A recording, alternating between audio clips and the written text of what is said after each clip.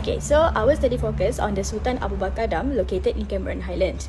To give you some context, this dam serves a vital role in our natural infrastructure, with its primary function being hydroelectric power generation. However, in October 2013, a tragic event occurred. Following a period of extreme and prolonged rainfall, the water levels reached a critical point and emergency water release to prevent a total structural collapse. Unfortunately, this sudden release led to catastrophic downstream flooding that caught the local community off guard. The consequences of this accident were devastating, as highlighted by these three major impacts, whereby loss of human life, destructions, and also displacement. Moving further into the details, it is crucial to understand the nature of the failure. Many assume that the dam itself is collapsed, but that is a misconception because structurally the Sultan Abu Bakar Dam remained intact.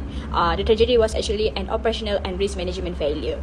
Looking at the timeline provided in the map, at midnight the sirens were activated. However, as the intense rainfall continued, the reservoir level exceeded the safety margins. By 2:45 a.m., another massive release was made to prevent the dam from the overtopping. This sudden high volume discharge was what caused the Sungai Bertam to burst its banks. The consequences were heartbreaking because there is 4 fatalities and over 100 houses destroyed. As you can see in the photo on the right, the force of the water was strong enough to toss vehicles and flatten homes.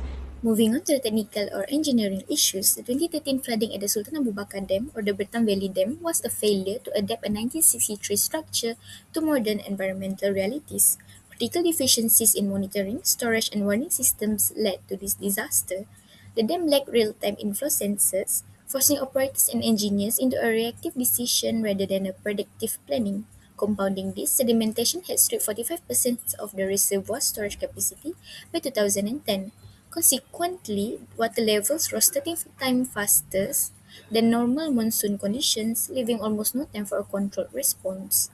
Despite massive deforestation in the catchment area increasing surface runoff, hydrological models were never updated. During the emergency, manual water releases saved the dam wall but flooded 100 homes. This tragedy was worsened by an ineffective warning system that lacked the redundancy needed to alert residents during heavy rain. Under the Engineers Act 1967, engineers have a duty to ensure infrastructure remains safe as risks evolve.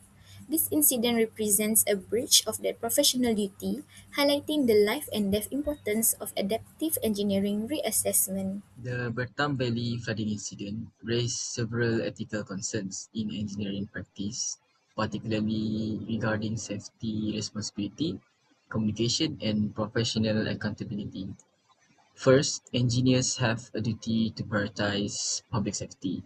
In this incident, the sudden release of water during heavy rainfall created serious risk for residents living downstream.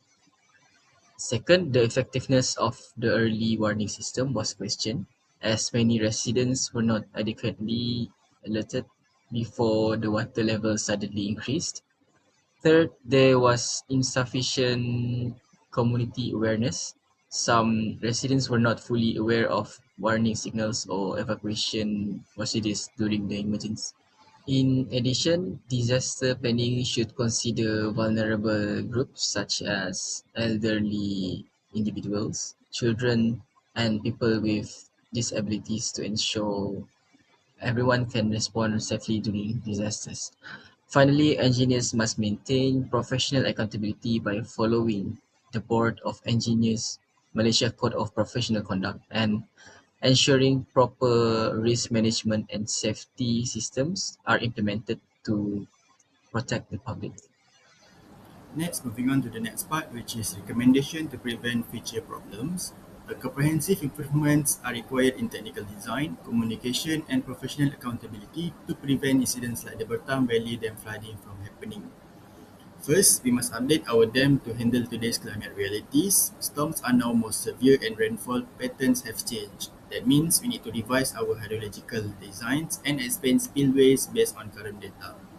Then we also need better real-time monitoring by installing SCADA system, automated sensors that can track water levels and structural health in real time, so the problems can be spotted earlier. Next, we need to ensure that people downstream are not left in the dark. We need to install a strong early warning system by implementing sirens and mobile alerts. It can give the community the time they need to move to the safety zone. And then we need a clear legally SOP for releasing water from the reservoirs. This procedure should be transparent so the public knows what is happening and why. And finally, we need a dedicated authority to oversee the dam safety.